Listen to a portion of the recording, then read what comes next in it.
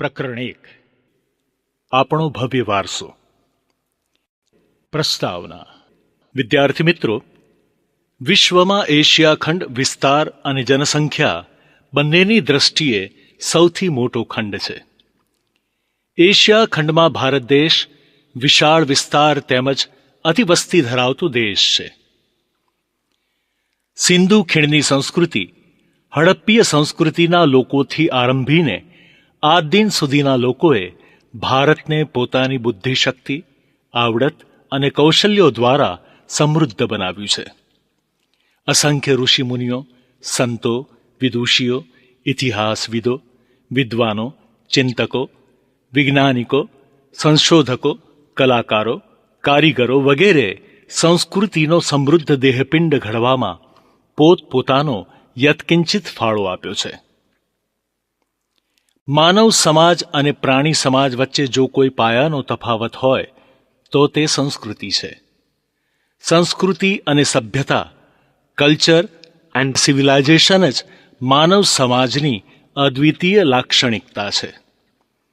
માનવીએ તેની જંગલી અવસ્થાથી અર્વાચીન ગગનચુંબી ઇમારતો, અતિ ઝડપી ગતિએ અંતર કાપતા જેટ વિમાનો અને ઉપગ્રહોના ઉડ્ડયન સુધીની જે વિકાસ યાત્રા કરી છે તેનો આપણે સંસ્કૃતિમાં સમાવેશ કરી શકીએ. ચાલો સૌ પ્રથમ સંસ્કૃતિનો અર્થ સમજીએ. સંસ્કૃતિ એટલે માનવ મનનું ખેડાણ. માનવ સમાજની ટેવો, મૂલ્યો, આચાર વિચાર, ધાર્મિક પરંપરાઓ, રહેણીકરણી અને જીવનને ઉચ્ચતમ ધ્યેય તરફ લઈ જતા આદર્શોનો સરવાળો. સંસ્કૃતિ એટલે ગુફાથી ઘર સુધીની માનવજાતની વિકાસ યાત્રા. ઇતિહાસમાં સંસ્કૃતિ શબ્દ વિશિષ્ટ અર્થમાં પ્રયોજાય છે. તેમાં તે મુખ્યત્વે શિક્ષણ, સાહિત્ય, સંગીત, નૃત્ય, શિલ્પ સ્થાપત્ય, હસ્તકલા વગેરે ક્ષેત્રોમાં ઉચ્ચ સિદ્ધિઓ પ્રાપ્ત કરવાના સંદર્ભમાં વપરાય છે. સંસ્કૃતિમાં વિચારો, બુદ્ધિ, કલા કૌશલ્ય અને સંસ્કારિતાના મૂલ્યોનો સમાવેશ કરવામાં આવે છે. માનવીએ પોતાના મનનું ખેડાણ કરીને વિકસાવેલા સાહિત્ય, તત્વચિંતનની વિવિધ વિચારધારાઓ, ધાર્મિક પરંપરાઓ, લલિત કલાઓ, ચિત્રકલા, શિલ્પકલા અને સ્થાપત્ય કલા, વિભિન્ન સામાજિક સંસ્થાઓ અને વિવિધ આર્થિક પ્રવૃત્તિઓ વગેરેનો સંસ્કૃતિમાં સમાવેશ થાય છે.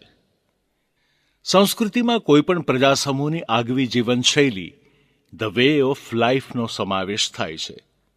વિશેષ એક સૂત્ર રૂપે કહી શકાય કે સંસ્કૃતિ એટલે જીવન જીવવાની કળા.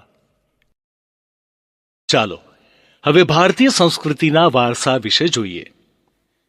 ઇતિહાસવિદો અને વિચારકો માને છે કે સંસ્કૃતિની ઉષા ભારતમાં પ્રગટી હતી.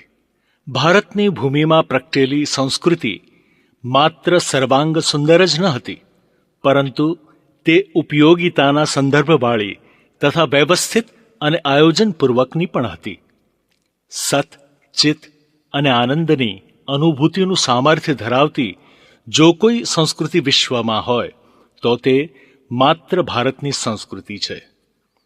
ભારતની સંસ્કૃતિ ખરેખર જીવનને અલૌકિક દ્રષ્ટિએ જોનારી અને માંગલ્ય તરફ લઈ જનારી છે.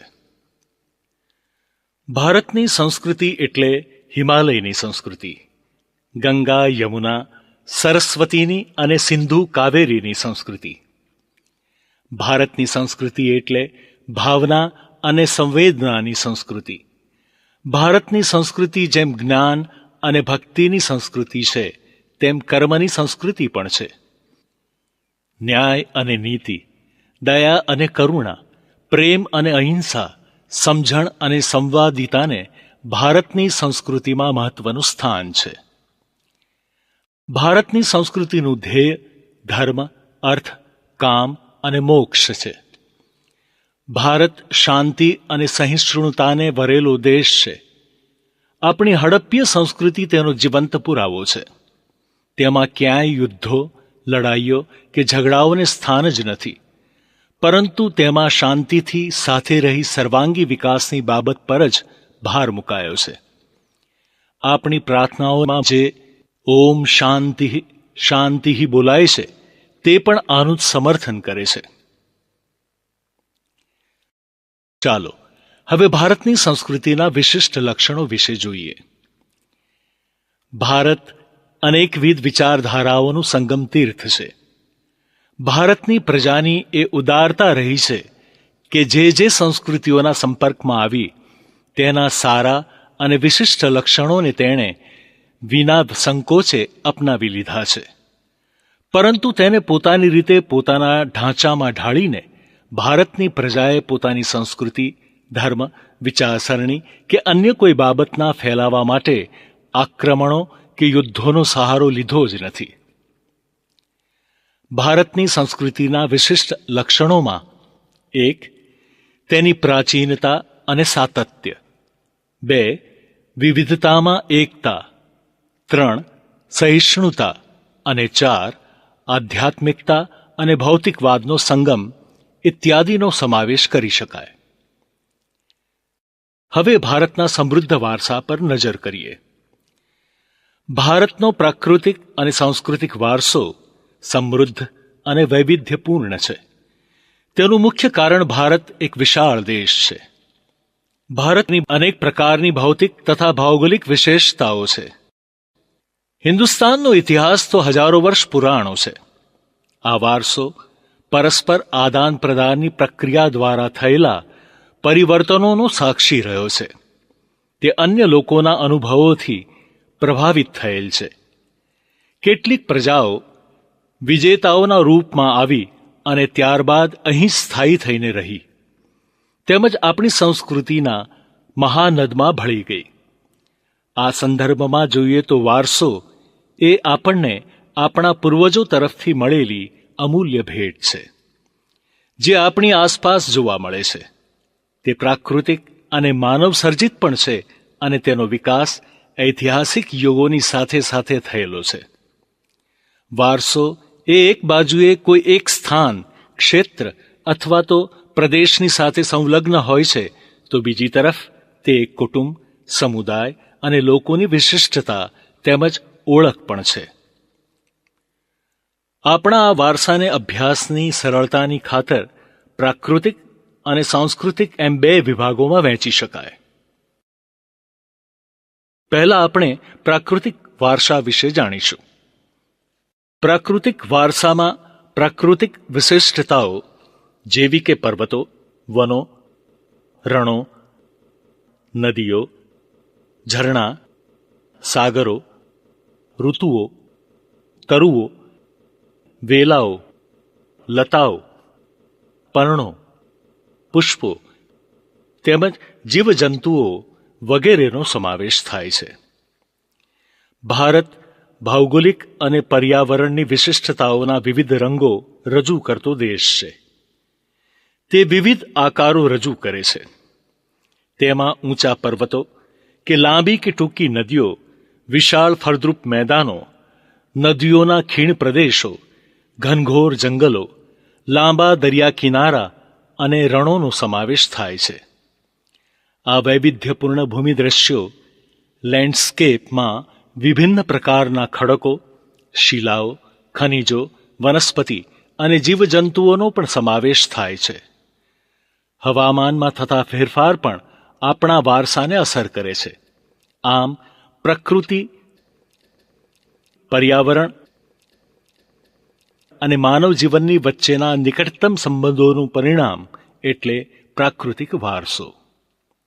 નદીઓ, પર્વતો, વૃક્ષો, પશુઓ અને પ્રકૃતિની શક્તિઓને દૈવી રૂપ આપવું એ આપણી પરંપરાનો એક ભાગ છે. નદીઓને આપણે પવિત્ર ગણીને પૂજીએ છીએ. એ જ રીતે પીપળો, વડ અને તુલસી જેવા વૃક્ષો કે છોડને પણ આપણે પવિત્ર ગણીને આદર આપીએ છીએ. જ્યારે કેટલાક પશુ પંખીઓને આપણે દેવી દેવતાઓના વાહન તરીકે સ્વીકાર્યા છે. તેથી જ તેમની સાથેનો આપણો વ્યવહાર આદર અને શ્રદ્ધાપૂર્વકનો રહ્યો છે. માટે જ ભારતીય સંસ્કૃતિ વિશ્વની તમામ સંસ્કૃતિઓથી એક આગવી છાપ ધરાવે છે. આના ઉદાહરણો આપણા પંચતંત્રની વાર્તાઓ અને બૌદ્ધ ધર્મની જાતક કથાઓમાં પણ મળે છે. આપણા શાસ્ત્રીય અને લોકસંગીતમાં પણ પ્રકૃતિ અને ઋતુઓની સાથેનો આપણો ગાઢ સંબંધ નિહાળવા મળે છે. કેટલાક શાસ્ત્રીય રાગો તો દિવસના જુદા જુદા પ્રહરો ઉપર આધારિત છે. આપણા ગીતો, કવિતાઓ, તહેવારો અને ચિત્રાંકનોમાં પ્રકૃતિ અને ઋતુચક્ર એ વિષયવસ્તુ રૂપે મુખ્યત્વે રહેલા છે. એ જ રીતે આયુર્વેદ, યુનાની અને પ્રાકૃતિક ચિકિત્સા પણ પૂર્ણપણે પ્રકૃતિ પર જ આધારિત છે. આથી કહી શકાય કે આપણો સાંસ્કૃતિક અને પ્રાકૃતિક વારસો પરસ્પર ગાઢ સંબંધ ધરાવે છે. પ્રકૃતિએ ભારતને ઉદારતાપૂર્વક લાણ કરી છે. પ્રકૃતિએ ભારતના ઇતિહાસ અને સંસ્કૃતિને ઘડવામાં વિશિષ્ટ ભૂમિકા ભજવી છે. ભૂમિ દ્રશ્યો, લેન્ડસ્કેપ્સ. ભૂમિ આકારો દ્વારા સુંદર ભૂમિ દ્રશ્યોનું સર્જન થાય છે. દાખલા તરીકે હિમાલય પર્વત એ ભૂમિ આકાર છે, પરંતુ તેણે ભારતની પ્રજાને ભરપૂર પાણીવાળી નદીઓ, ઝરણા, તરાઈના જંગલો અને તેમાં આવેલા યાત્રાધામો વગેરેની ભેટ આપી છે. તેને ભૂમિ દ્રશ્યો કહી શકાય. આ ભૂમિ દ્રશ્યોએ ભારતના લોકોના જીવન, વ્યવસાયો, રહેણીકરણી, આચાર વિચાર વગેરે ઉપર પ્રગાઢ અસર ઉપજાવી છે. આર્યોના સમયથી જ પ્રકૃતિના વિવિધ તત્વોમાં પહાડો પૂજનીય અને પવિત્ર ગણાવ્યા છે. હિમાલય પર્વત સદીઓથી ભારતની પ્રજાના વારસાનો જ એક ભાગ છે. નદીઓ. ભારતની નદીઓ અતિ પ્રાચીન કાળથી જ દિન સુધી પવિત્ર લોકમાતાઓ રહી છે. ભારતની સંસ્કૃતિ પણ સિંધુ અને રાવી નદીને કાંઠે જ પાંગરી તથા વિકસી હતી. ગંગા, યમુના, સરસ્વતી, સિંધુ, કાવેરી, નર્મદા, ગોદાવરી જેવી લગભગ બધી જ નદીઓએ ભારતના લોકજીવન પર પ્રગાઢ અસર નિપજાવી છે. પીવાનું અને વપરાશ માટેનું પાણી, સિંચાઈ માટેનું પાણી, નદી કિનારાની માટીના વાસણો, મકાનો, લીપણ વગેરેમાં ઉપયોગ માનવીએ કર્યો છે. નદી કિનારે ઉષા અને સંધ્યાના વિવિધ ભૂમિ દ્રશ્યોએ સૌંદર્ય સૂઝ, કલા સૂઝ અને કૌશલ્ય વિકસાવવામાં ઘણો મોટો ફાળો આપી ભારતીય પ્રજાજીવનને સમૃદ્ધ બનાવ્યું છે. અતિ પ્રાચીન કાળથી આ દિન સુધી આપણી સંસ્કૃતિમાં અને સાંસ્કૃતિક વારસામાં લોકમાતા નદીઓનું મહત્વ રહ્યું છે. વનસ્પતિ જીવન, વેજીટેશન. આપણા દેશમાં વડ, પીપળો, લીમડો, તુલસી વગેરેની પવિત્રતા તથા તેમના તરફનો આદરભાવ રહ્યો છે. ધનધાન્યથી લહેરાતા ખેતરો, વન સમૃદ્ધિથી ભરેલા જંગલો અને ઔષધિઓ માટે ઉપયોગી છોડવાઓએ અતિ પ્રાચીન કાળથી આપણા જીવનને સમૃદ્ધ બનાવ્યું છે. અનાજ, કઠોળ, તેલીબિયાના છોડ, એળા, બેડા, હરડે, કુંવરપાઠું, તુલસી, અરડુસી વગેરે ઔષધિઓના છોડ, ગુલાબ, ચંપો, મોગરો, કમળ, ડમરો, સૂરજમુખી જેવા પુષ્પો વગેરે માનવ જીવનને ખૂબ સુંદર, ઉપયોગી અને સમૃદ્ધ બનાવ્યું છે. વનસ્પતિ જીવનને ભારતના આર્થિક, સામાજિક અને ધાર્મિક જીવન ઉપર અસરકારક પ્રભાવો પાડ્યા છે.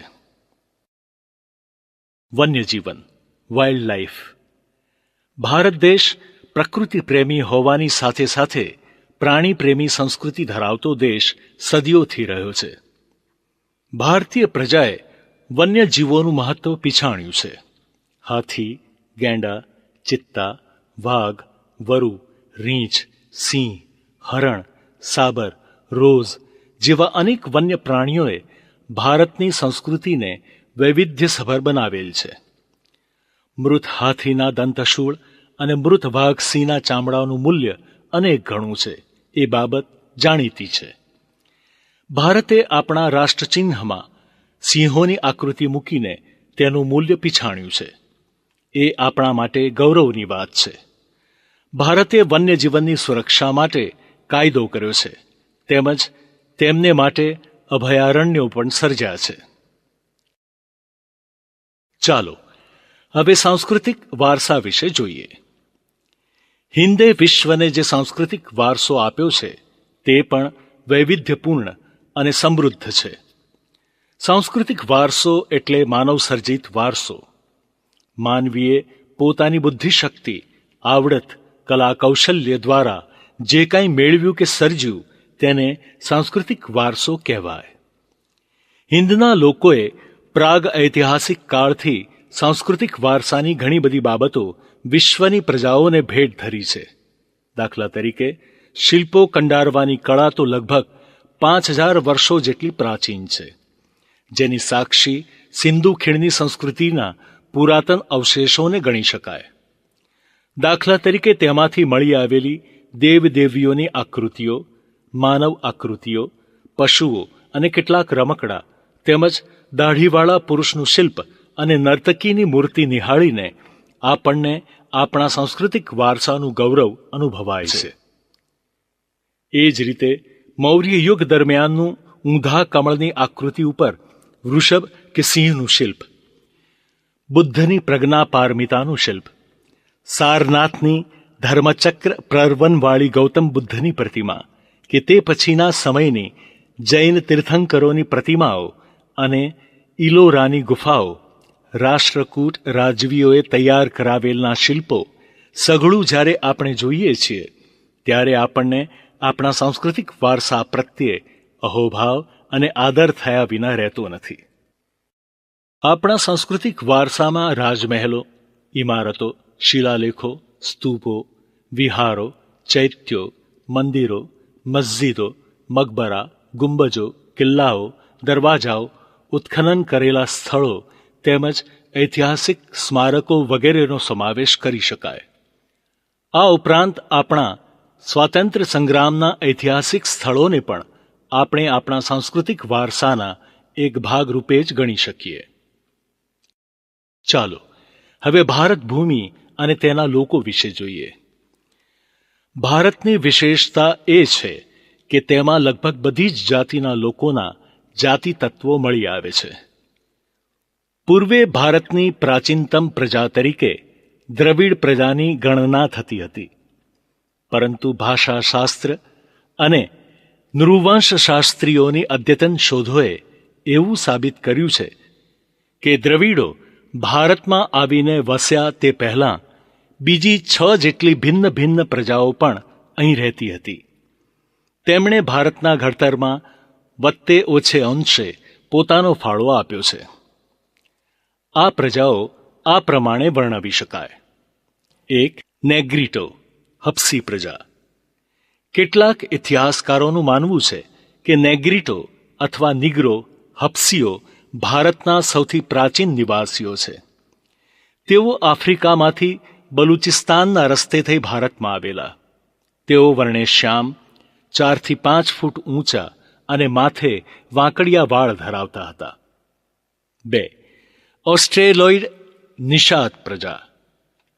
ઓસ્ટ્રેલોઇડ કે નિષાદ પ્રજા અગ્નિ એશિયામાંથી આવેલી હતી. તેઓ પણ રંગે શ્યામ, લાંબુ અને પહોળું માથું, ચપટું નાક, ટૂંકું કદ એ તેમની શારીરિક વિશેષતા હતી. પાછળથી ભારતમાં આવેલા આર્યો તેમને નિષાદ કહેતા હતા. ભારતની કોલ અને મુંડા જાતિ, અસમની ખાસી પ્રજા, નિકોબાર અને બ્રહ્મદેશ હાલનું મ્યાનમારની જાતિઓમાં આ પ્રજાના વિશેષ તત્વો મળી આવે છે. ભારતની સાંસ્કૃતિક અને સભ્યતાના વિકાસમાં આ પ્રજાનો ફાળો વિશિષ્ટ છે. તેઓ માટીના વાસણો બનાવતા, ખેતી કરવી, સુતરાઉ કાપડનું વણાટકામ કરવું અને કેટલાક કૌશલ્યો માટે જાણીતા હતા. તેઓ ધાર્મિક માન્યતાઓ ધરાવતા હતા. 3. દ્રવિડ લોકો. આર્યો પૂર્વે દ્રવિડી ભાષા બોલતા દ્રવિડિયન લોકો ભારતમાં વસતા હતા. પાષાણ યુગની સંસ્કૃતિના તેઓ સીધા વારસદાર અને મોહેંજો-દડોની સંસ્કૃતિના સર્જકો ગણાય છે. ભારતીય સંસ્કૃતિ અનેક બાબતોમાં આર્યોની જેમ જ દ્રવિડોની પણ ઋણી છે. દ્રવિડોએ માતા રૂપે દેવી અને પિતૃ રૂપે પરમાત્માનો વિચાર આપ્યો. આથી પાર્વતી અને શિવનો ખ્યાલ વિકસ્યો હતો. આ ઉપરાંત પ્રકૃતિ પૂજા, પશુ પૂજા વગેરે દ્રવિડોની ભેટ છે. ધૂપ, દીપ અને આરતીથી પૂજા કરવાની પરંપરા પણ દ્રવિડોએ આપેલી મનાય છે. ઈંટોના મકાનો બાંધીને નગર સભ્યતા, અર્બન સિવિલાઇઝેશન વિકસાવનારા દ્રવિડો હતા. તેમનામાં માતૃમૂલક કુટુંબ પ્રથા પ્રચલિત હતી. તેમણે આકાશી ગ્રહો, હોડી, કાંતવું, વણવું, રંગવું વગેરે કલાઓ જેવા વિવિધ ક્ષેત્રોમાં સારો એવો વિકાસ સાધ્યો હતો. તીર, ભાલા, તલવાર વગેરે એમના શસ્ત્રો હતા. ખેતીના ઉપયોગમાં તથા સુતરાઉ કાપડ બનાવવાના ઓજારોથી તેઓ સુપરિચિત હતા. આર્યોના પ્રભુત્વ બાદ તેઓ દક્ષિણ ભારત તરફ ખસતા ગયા અને ત્યાં સ્થિર થયા. આને પરિણામે આજે દ્રવિડી કુળની તમિલ, તેલુગુ, કન્નડ અને મલયાલમ ભાષાઓ બોલતા લોકો દક્ષિણ ભારતમાં જોવા મળે છે. 4. અન્ય પ્રજાઓ. આ ઉપરાંત અલ્પાઇન, ડિનારિક અને આર્મેનોઇડ પ્રજાઓ મધ્ય એશિયામાંથી આવેલી પ્રજાઓ છે. આ ત્રણેય જાતિઓ સમાન ભૌતિક ગુણો ધરાવે છે. આ પ્રજાઓના અંશો ગુજરાત, સૌરાષ્ટ્ર, મહારાષ્ટ્ર, બંગાળ, ઓરિસ્સા વગેરેમાં વ્યાપક પ્રમાણમાં જોવા મળે છે. ભારતમાં આવેલા મોંગોલોઇડ કિરાત લોકો પીળો વર્ણ, ચપટો ચહેરો, ઉપસેલા ગાલ, બદામ આકારની આંખો વગેરે જેવા શારીરિક લક્ષણો ધરાવતા હતા. તેઓ ઉત્તર પશ્ચિમ ચીનમાં, તિબેટમાં થઈ ભારતમાં આવ્યા હતા અને ઉત્તર અસમ, પૂર્વ બંગાળ, સિક્કિમ, ભૂતાન વગેરેમાં વસ્યા. તેમજ સમય જતાં તેમનું ભારતીયકરણ થયું. 5. આર્યો. આર્યો અન્ય સમકાલીન પ્રજાઓ કરતાં વધુ વિકસિત પ્રજા હતી. તેઓ પ્રકૃતિ પ્રેમી હતા. તેઓ વૃક્ષો, નદીઓ, પહાડો, સૂર્ય, વાયુ, વરસાદ વગેરેની પૂજા આરાધના કરતા હતા. તેમણે આ દરેકની સ્તુતિઓ એટલે કે ઋચાઓ, મંત્રો રચ્યા હતા. સમયાંતરે તેમાંથી ધાર્મિક વિધિઓ ઉદ્ભવી અને તે પછી યજ્ઞ યાગાદિ ક્રિયાઓ પણ ભારતમાં શરૂ થઈ.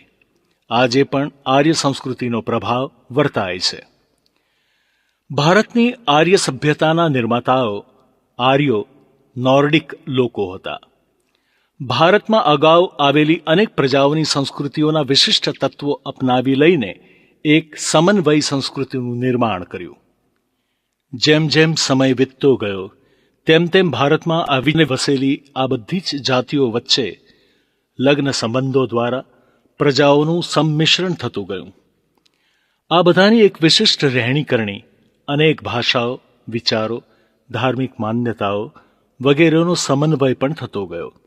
આમ પ્રારંભ કાળથી આપણા દેશમાં એક સમન્વયકારી સંસ્કૃતિનું નિર્માણ થયું, જેણે ભારતને ભવ્ય તથા સમૃદ્ધ વારસો આપ્યો છે. આ સમૃદ્ધ ભારતીય સંસ્કૃતિના વારસાએ એવું તો આકર્ષણ જન્માવ્યું કે પ્રાચીન યુગ દરમિયાન અહીં વિદેશી પ્રજાઓના ધાડે ધાડા ઉતરી આવ્યા. ઈસવીસન પૂર્વની 2જી સદીની શરૂઆતમાં પરદેશી પ્રજાઓના આગમનનો એક નવો યુગ શરૂ થયો. સિકંદરની ભારત પરની ચઢાઈથી અહીં ગ્રીકો આવ્યા. એ પછી શકો, કુષાણો, પહેલવો, હુણો વગેરે અનેક જાતિઓ આવી. આ પ્રજાઓએ તે સમયના હિંદના જુદા જુદા ભાગોમાં લાંબા સમય સુધી વસવાટ કર્યો. સત્તા પ્રાપ્તિ બાદ તો હિંદની ભૂમિ તેમનું વતન જ બની ગઈ. સમય જતાં અહીંની પ્રજાઓ સાથે લગ્ન સંબંધો, કૌટુંબિક સંબંધો અને સામાજિક, આર્થિક, વ્યાપારિક સંબંધો પરસ્પર બંધાતા તેઓ સૌ ભારતીય જ બની ગયા. દાખલા તરીકે મિનેન્ડર નામનો ગ્રીક રાજવી મિલિંદ તરીકે ઓળખાયો. આમ ભારતીય સંસ્કૃતિનું પોત વધુ મજબૂત બન્યું. એટલું જ નહીં, પરંતુ ભારતની સંસ્કૃતિ ભાતીગળ બની. આ પ્રજાઓનું સમયાંતરે એવું તો વિલીનીકરણ થયું કે તેમનું પાછળથી કોઈ સ્વતંત્ર અસ્તિત્વ જ ન રહ્યું. આ વિદેશી અને ભારતીય પ્રજાઓ વચ્ચે ભાષા, લિપિ, નામો, ધાર્મિક માન્યતાઓ ઇત્યાદિ ઘણી બધી બાબતોમાં એકબીજા ઉપર ગાઢ અસર થવા પામી. આ વિદેશીઓના ભારતીયકરણમાં ધર્મે મુખ્ય ભાગ ભજવ્યો. જેમાંના કેટલાકે બૌદ્ધ ધર્મ અપનાવ્યો તો કેટલાકે હિન્દુ ધર્મ. દાખલા તરીકે કુષાણ સમ્રાટ કનિષ્ક પ્રથમે બૌદ્ધ ધર્મ અપનાવીને તેના પ્રચાર પ્રસારમાં નોંધપાત્ર ફાળો આપ્યો. કેટલાક શિલાલેખો, સિક્કાઓ, ગુફાલેખો, સ્તંભલેખો વગેરે આ બાબતની સાક્ષી પૂરે છે. આ વિદેશી પ્રજાએ માત્ર ધર્મ જ નહીં પરંતુ ભાષા, લિપિ, કેટલીક સામાજિક પરંપરાઓ પણ અપનાવી લીધી હતી. તેમણે ભારતીય નામો અને બિરુદો પણ ધારણ કર્યા. ટૂંકમાં પ્રાચીન ભારતમાં આવેલી આ પ્રજાઓના સંમિશ્રણથી ભારતનો સાંસ્કૃતિક વારસો વૈવિધ્યપૂર્ણ, ભાતીગળ અને સમૃદ્ધ બની રહ્યો. ચાલો હવે સાંસ્કૃતિક વારસાનું મહત્વ સમજીએ. આપણે ઉપર જોયું તેમ સંસ્કૃતિ એટલે આપણી પાસે જે કંઈ છે તે, અને સભ્યતા એટલે આપણે જે કંઈ છે તે. આ સંસ્કૃતિની વિભિન્ન બાબતો એક પેઢી, જનરેશન પોતાની અનુગામી પછીની પેઢીને વારસામાં આપતી જાય છે. એ પેઢી તેમાં પોતે શીખેલ કે મેળવેલ બાબતોનો ઉમેરો કરે છે અને વળી એ પેઢી પોતાની અનુગામી પેઢીને સઘળું શીખવે તથા અર્પે છે. આમ પેઢી દર પેઢી જે કંઈ જીવનમાં મળે છે તેને વારસો, હેરિટેજ કહેવાય છે. માનવ સમાજનું અસ્તિત્વ અને સાતત્ય પણ આ સંસ્કૃતિને કે સાંસ્કૃતિક વારસાને જ આભારી છે. તો બીજી તરફ આ સંસ્કૃતિનું અસ્તિત્વ અને સાતત્ય પરસ્પરાવલંબી જ છે, તેમજ પરસ્પરના પૂરક અને પોષક છે.